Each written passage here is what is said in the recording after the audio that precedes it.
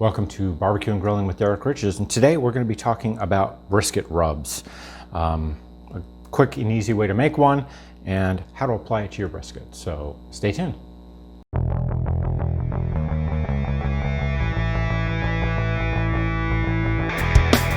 Okay, the brisket rub I'm going to make today is the most popular one I have. It's very simple. It's 6 ingredients. We've got some brown sugar. Oh, and the recipe will be linked down below. Some paprika,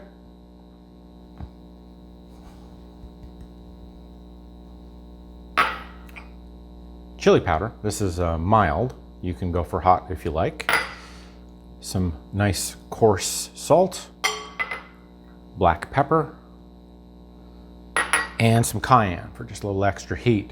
You can omit the cayenne if you don't want this to be too spicy, or you can ramp it up if you want it good and hot. I'm just going to kind of break up that brown sugar a bit, because of course, you know, brown sugar. Get this all mixed together. Now,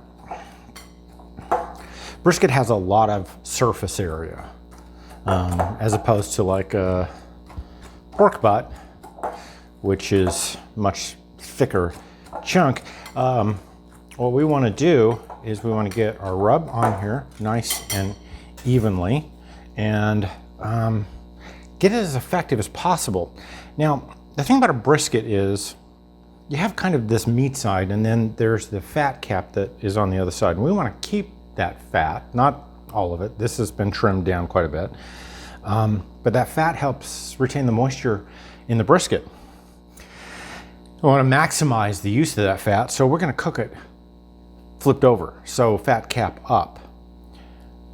The problem with that is that as that fat and liquids kind of drain through it and it drips off, a lot of the rub that's on our meat side is going to kind of wash away. So, but that's where we want the flavor. We want the flavor on where the meat is.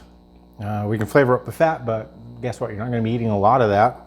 And so we kind of have to balance this out in a way that gives us the most bang for our buck. Now I got plenty of rub here. So I want to get it mixed well, and I'm going to apply it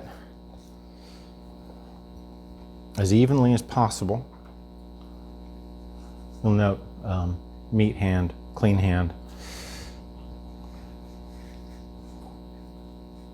And work it onto the surface. We don't really technically rub a rub, but we want to get a good coating on here. The trick about barbecue rubs is the amount you need is the amount that sticks, and that doesn't mean we can't help it along in that direction, but we want to get a good coating.